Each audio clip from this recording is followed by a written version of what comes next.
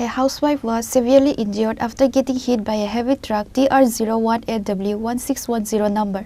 Her name is Nibika Debarma.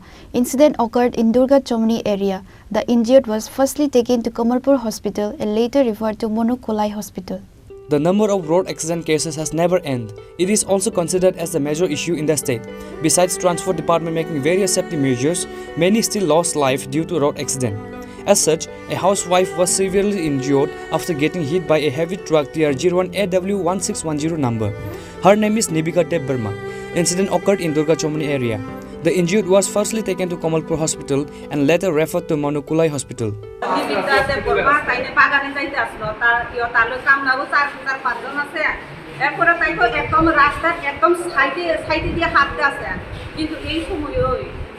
ওই 12 চাকার গাড়ি পাঞ্জাব বডি আইয়া মানে পিছনে ওভারটেক করছে পুরাটা গাড়ি কিন্তু পুরো সাইডে দিয়ে চাকাও গেছে না ওভারটেক কইরা দেখো টাকা দিয়া তাই না এমন স্পিডে গেছে সামনে তো কিন্তু নাগা পয়েন্ট পুলিশ আছে পুলিশের এখানে আটক করছে আর কি গাড়িটা এরপরে তো আমি তো আর কিছু জানি না এরপরে তাই নিলে আমরা লগে লগে পুলিশেই ফায়ার সার্ভিস ফোন করছে ফায়ার সার্ভিস ফোন গেছে এরপরে আইয়া করছে আমরা ফায়ার সার্ভিস গাড়ি দিয়ে কান্ডি কি রেফার করছে এমনি তো স্যার রেফার করছে অপলাই নাম কি নিবিকা দেববর্মা স্বামীর নাম পবিত্র দেববর্মা বাসা কোন জায়গায় এমনি তো বাজার দুর্গা চৌমুহনী আপনার নাম কি আমার নাম জবা দেববর্মা আপনার কি হয় আমার ননাস এখন অবস্থা কেমন অবস্থা তো একদম ভালো না মোটামুটি সিরিয়াস অবস্থা রেফার করেছে রেফার করতেছে Angry locals vandalized the truck and assaulted the truck driver after the accident.